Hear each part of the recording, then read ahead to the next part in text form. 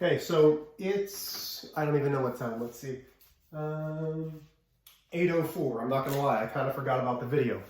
I've had a little bit of problems today because I went in to hit a normal lift that I usually do and my back popped.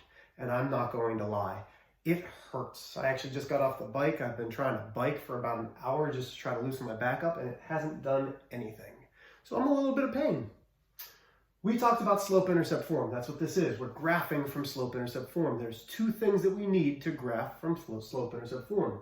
We need the slope, which is our m value. We need our y-intercept, which is our b. Y equals mx plus b, where m is my slope, rise over run. So what I want you to start thinking about is slope needs to be that fraction. Even if it's a whole number, you need to make sure that it has a denominator of 1.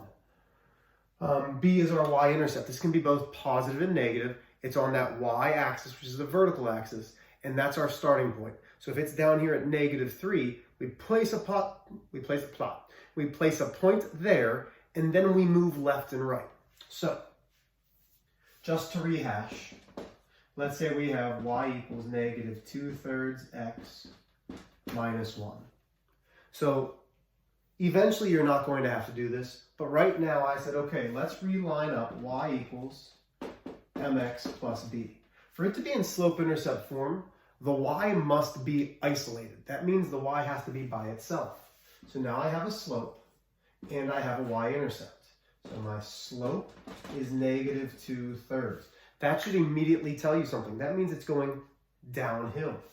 My b, which is my y-intercept, is -1. So when I graph this, 1, 2, 3, 1, 2, 3, 1, 2, 3, 1, 2, 3. Okay. So here's -1. That's my y-intercept. Let's say this graph doesn't keep going down. So how can I show that it's going down 2 and to the right 3? Well, this is one of the things that I need you to start to understand, that even though this is a -2/3, that could also be written as 2 over -3. Well, what does that mean, Mr. H? Well, we still need it to go downhill, but if the 2's positive, 2 is my rise. So my rise can go both up and down, but because it's positive, we're going to go up 1, 2. Well, if my run is negative, that means I need to run to the left. 1, 2, 3. And now when I graph this, look how it still goes downhill.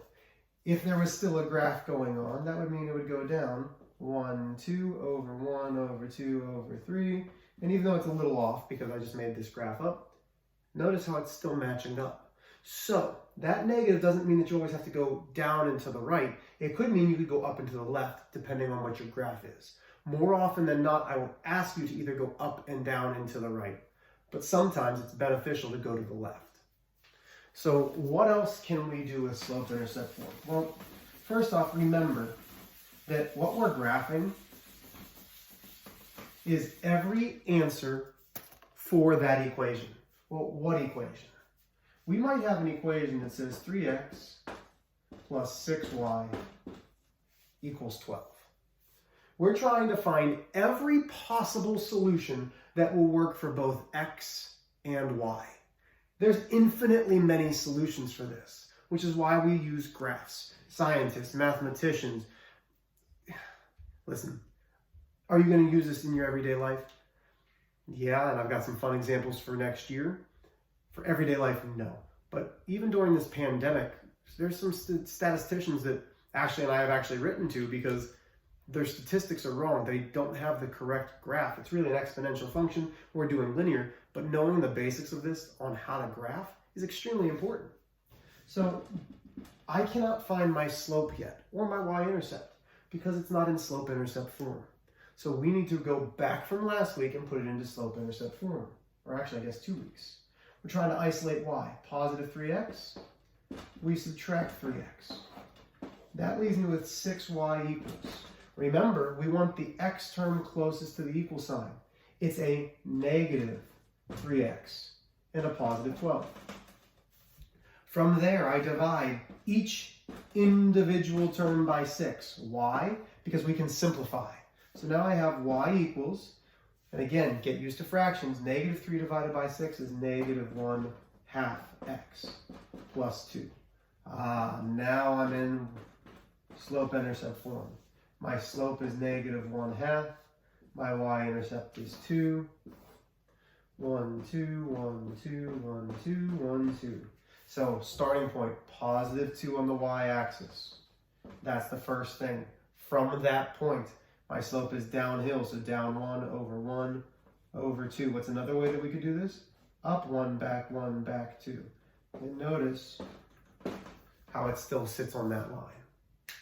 Okay, so the key for today's extension video is not so much the graphing, though that's important.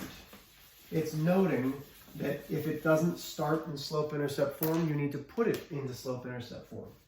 So 5x minus 2 equals to y equals 12. Subtract 5x from both sides. Negative 2y comes down. 5x is negative, positive 12. Divide by negative 2. That's positive y. That's positive 5/2 x. That's a negative 6. So my slope is positive 5/2. My y-intercept is negative 6. And so far I haven't done anything where my y-intercept has been a fraction. It can be a decimal, it can be ugly. But right now we're just keeping it nice and simple. Let me make this graph a little bit differently.